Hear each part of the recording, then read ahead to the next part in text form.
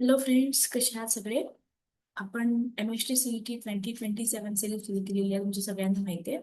तर structure of item हा chapter number 4 आपण सुरू केलेला आहे. त्यातला हा पार्ट नंबर 4 आहे. ठीक आहे. ह्या आधीचे जर पार्ट तुम्ही बघितले नसतील तर आधी जाऊन तुम्ही बघू शकता. बोर्स ॲटॉमिक मॉडेल काय आहे, त्याचे लिमिटेशन्स काय आहेत, त्याचे पॉस्ट्युलेट्स काय आहेत, ते सगळं आपण आजच्या पार्टमध्ये समजून घेतोय. पार्ट खूप महत्वाचा असणार आहे कारण यामध्ये बोर्सने जे अझम्पशन दिले ते आपण समजून घेणार आहोत. त्याचबरोबर ह्या मॉडेलमध्ये हायड्रोजनचं जे त्यांनी एक्सप्लेनेशन दिलेलं आहे ते आपण समजून घेणार आहे. त्याचबरोबर लिमिटेशन्स काय आहे हे सुद्धा आपण या पार्टमध्ये समजून घेतोय. तर सगळ्यात इम्पॉर्टंट म्हणजे ह्या आधीचे पार्ट जर बघितले नसेल तर ते पहिले बघा, कारण ते इम्पॉर्टंट आहे. ते समजल्याशिवाय हे समजणार आहे.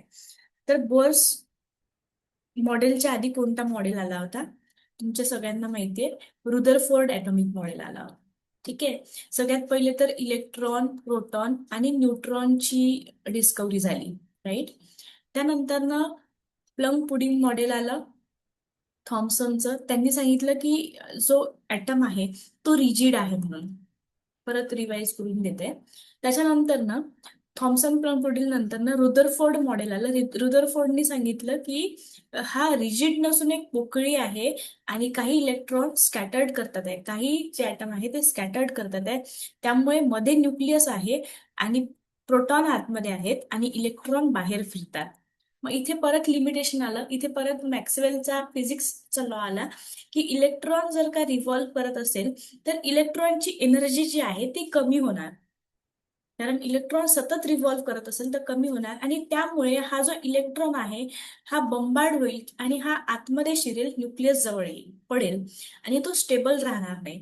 पण रियालिटीमध्ये प्रत्येक ॲटम हा स्टेबल आहे. आपण सगळे स्टेबल आहोत.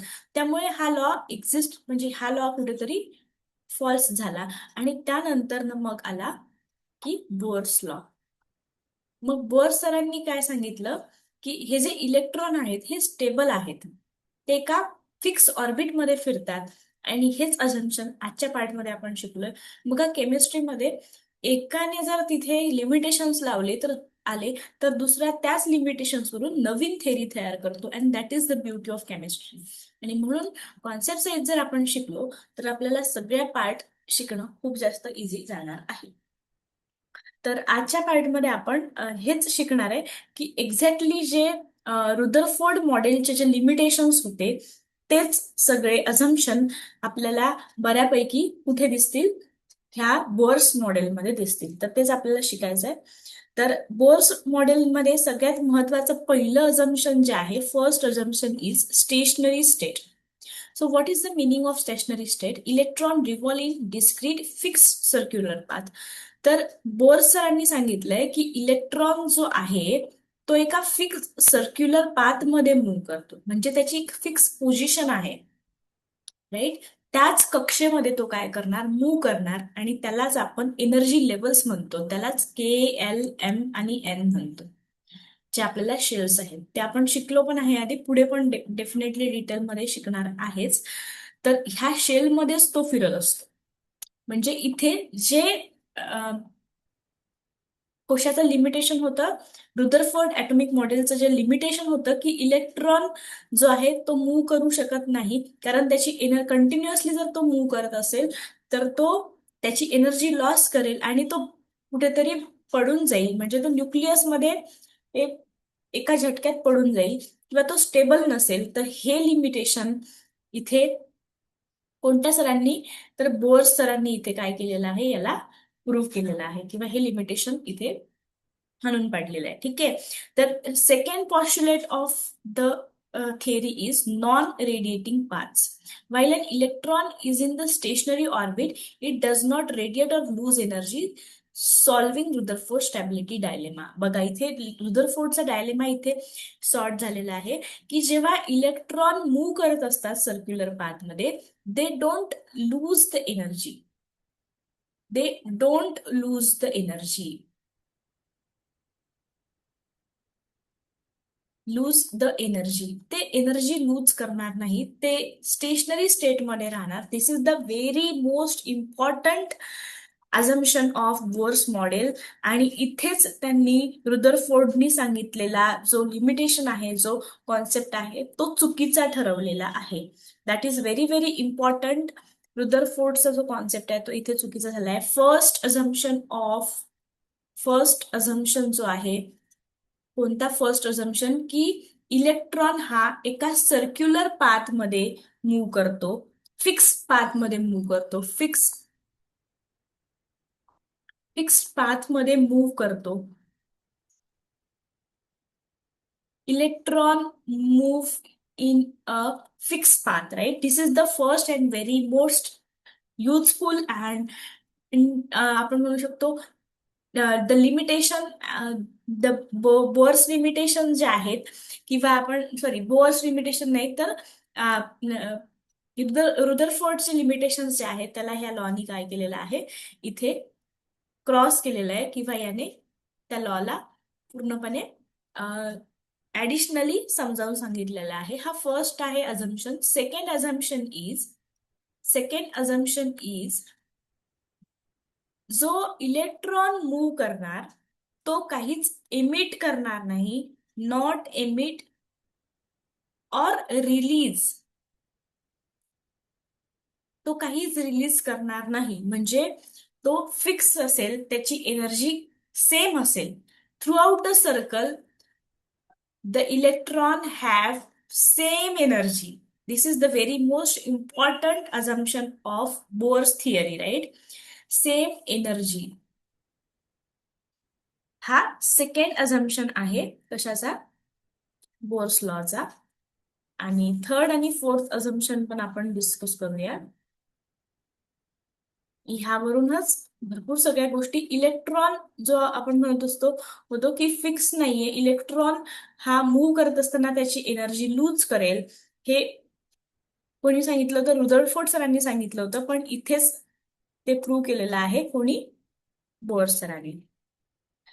थर्ड पॉस्ट्युलेट किंवा अझम्पशन आहे अँग्युलर मोमेंटम क्वांटायझेशन. जेव्हा इलेक्ट्रॉन मूव्ह करतात तेव्हा तो एका स्पेसिफिक पोझिशन मध्येच मूव्ह करणार.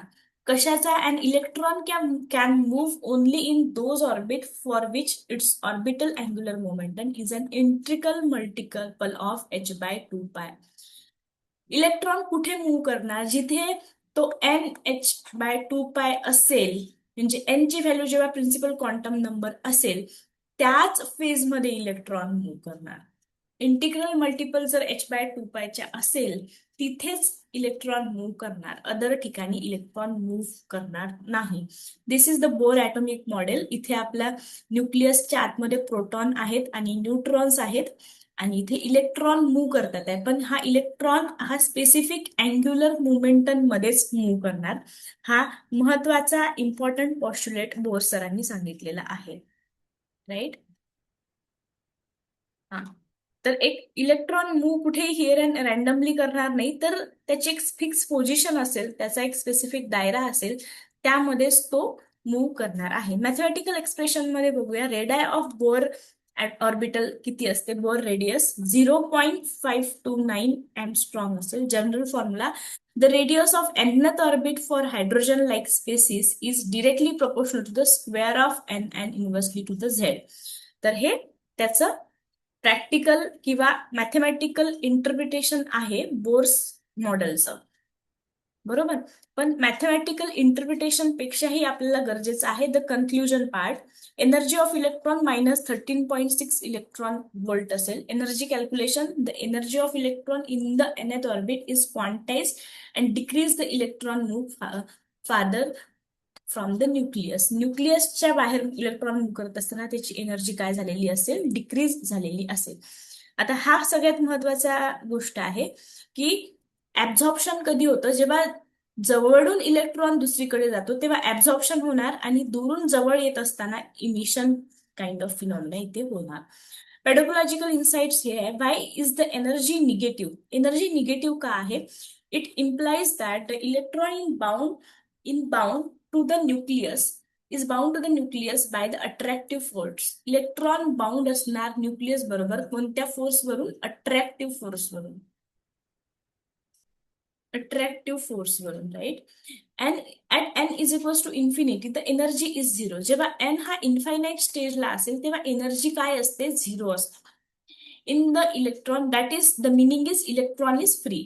To pull it from n is equals to 1 to infinity, work energy must be added. Hence the bound state is negative related to the free state. Bound state he negative असेल free state पेक्षा, त्याच्यामुळे energy काय आहे, negative आहे. तर अशा पद्धतीने आपण अझम्पशन बघितले, आपण डिटेलमध्ये सगळ्या गोष्टी पॉस्ट्युलेट बघितल्या बोअर्स मॉडेल्सच्या. But what are the limitations? पण बोर मॉडेल पण का काम नाही करत आहे, त्याच्या मागचे पण काही लिमिटेशन्स आहेत. बोर सरांनी हायड्रोजनला स्पेसिफिक, म्हणजे ज्याच्यामध्ये इलेक्ट्रॉन एकच इलेक्ट्रॉन असेल तेच ते एक्सप्लेन करू शकले, अदर ते एक्सप्लेन करू शकले नाही. त्यामुळे यामध्ये काही लिमिटेशन्स आहेत. मोर दॅन वन इलेक्ट्रॉन मध्ये ते रिस्ट्रिक्ट करतं. Bohr's model more than one electron असेल तर बोर्स लॉ काम करत नाही. म्हणजेच हायड्रोजनसाठी काम करतो, हेलियम+1 साठी काम करतो. अशा पद्धतीने ज्याच्यामध्ये एक इलेक्ट्रॉन आहे, ठीक आहे, तर तिथेच तो लॉ काय करतो, काम करतो.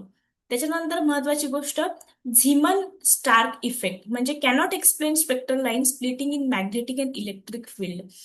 जिथे मॅग्नेटिक आणि इलेक्ट्रिक फील्ड येणार तिथे तो लॉ काम करत नाहीये. Wave nature, dual nature not able to explain the which law? Bohr's law. That is de Broglie and Heisenberg uncertainty principle, not able to explain the Bohr's law. Circular orbits, assume path are purely circular, ignoring elliptical possibilities. तर circular orbit बद्दलचं ignore, म्हणजे त्यांनी circular बद्दलच detail understanding bourse लॉने दिलेला आहे. Elliptical possibility not able to explain the Bohr's law. And these are the very most important limitations of Bohr models. म्हणजे bourse law, हिलियमचा atomic number 2 आहे, ठीक आहे. तर ॲटॉमिक नंबर 2 म्हणजे 1s2, इथे त्याचं इलेक्ट्रॉनिक कॉन्फिगरेशन झालं. तर जिथे इलेक्ट्रॉन एकापेक्षा जास्त असतात तिथे बोर्स लॉ काम करत नाही. बोर्स लॉ सांगतो की इलेक्ट्रॉन सर्क्युलर पाथमध्येच मूव्ह करतो. जर इलिप्टिकल पॉसिबिलिटीज असतील तर तिथे बोर्स लॉ वर्क करत नाही. झीमन म्हणजेच डी ब्रॉग्ली आणि सगळ्यात महत्वाचं Heisenberg uncertainty principle not able to explain the Bohr's law. आणि सगळ्यात महत्वाचं wave nature, dual nature. We know that light have the dual nature, particle as well as the which nature?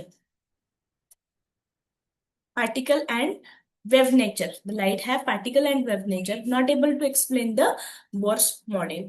So these are the limitations of Bohr's model. आणि ह्या नंतरच्या पार्टमध्ये आपण काय बघणार आहे, आता मॅथमॅटिकल एक्सप्रेशन हायड्रोजनचं आणि एनर्जी निगेटिव्ह हे आपल्याला काढण्याची काही सध्या गरज नाहीये, कारण आपण मॅथमॅटिकल इंटरप्रिटेशन वरून आपल्याला कन्क्लुजन पार्ट शिकायचा आहे.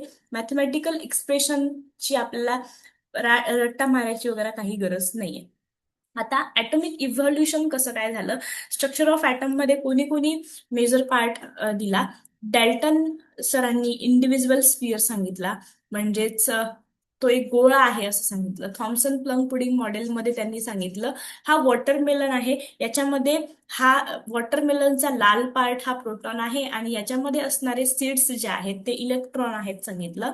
आणि हा पण गोळा आहे सांगितलं. रुदरफोर्ड सरांनी न्यूक्लिअर मॉडेल दिला, याच्यामध्ये गोल्ड वरती त्यांनी रेज बंबार्ड केले, अल्फा रेज बंबार्ड केले. ह्यावरून स्कॅटरिंग फिनॉमिना लक्षात आला. त्यावरून समजलं ॲटम मध्ये पोकळी आहे, मध्ये न्यूक्लियस आहे, मधला भाग हा पोकळ आहे आणि इलेक्ट्रॉन रिव्हॉल्व्ह करतात. पण इथेच फिजिक्सचं लिमिटेशन आलं, मॅक्सवेल लॉ आला.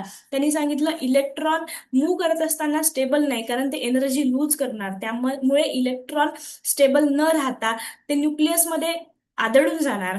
पण इथेच बोर्स लॉ आला आणि बोर्स सरांनी सांगितलं की नाही, इलेक्ट्रॉन हे सर्क्युलर पाथमध्ये फिक्स असतात, त्यांची एनर्जी फिक्स असते, कारण ते एका ऑर्बिटमध्ये रिव्हॉल्व करत असतात. आणि इथेच त्यात तो डायलेमा काय झाला, सॉल्व्ह झाला. पण हा बोर्स जो मॉडेल होता तो फक्त 1 आणि 2 एकाच इलेक्ट्रॉनसाठी काम करत होता, त्यामुळे इथे पण लिमिटेशन्स आले. आणि पुढे क्वांटम मेकॅनिक्सचा कॉन्सेप्ट येणार आहे. आणि त्यानंतरनं अजून वेगवेगळे ह्या सरांनी बार्मर सिरीज ह्या सगळ्या सिरीज पण सांगितल्या जे युव्ही विजिबल आणि IR साठी काम करतात. आणि अशाच पद्धतीने सगळे मॉडेल्स आपण आतापर्यंत डिस्कस करत आलेलो आहे. तर आणखी काही क्वेश्चन तुमच्या मनामध्ये असतील तर definitely you can ask me. आणि आता नेक्स्ट पार्टमध्ये आपण लवकरच पुढला भाग शिकणार आहे. लवकरच आपला 9 सिरीजमध्ये हा आपला चौथा पार्ट आहे. जवळजवळ 5 टॉपिक मध्ये हा पूर्ण चॅप्टर आपला कव्हर होईल. तर काही क्वेश्चन्स तुमच्या मनामध्ये असतील तर टू लेट मी नो कमेंट्समध्ये तुम्ही मला विचारू शकता. तर अजून काही प्रश्न असतील तर definitely don't hesitate to ask any type of question. भेटूया लवकरच नवीन टॉपिक सोबत. थँक्यू.